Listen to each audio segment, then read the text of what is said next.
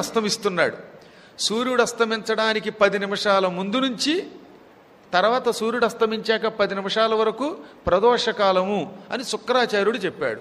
అదే బృహస్పతి ఏమంటున్నాడు, సూర్యాస్తమయమునకు 18 నిమిషాల ముందు నుంచి సూర్యాస్తమయమయ్యాక 18 నిమిషాల వరకు ప్రదోషకాలం అన్నాడు.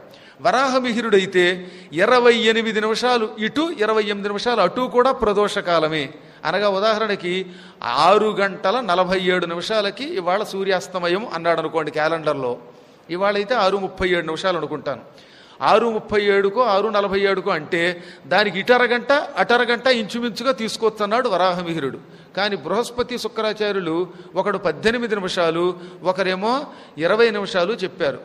ఏది ఏమైనా కొంచెం ఇంచుమించులో ఆ సమయాన్ని మనం ప్రదోషకాలం కింద భావిస్తాం. సూర్యుడు ఎర్రగా అస్తమించే సమయానికి కొంచెం అటు ఇటు కూడా.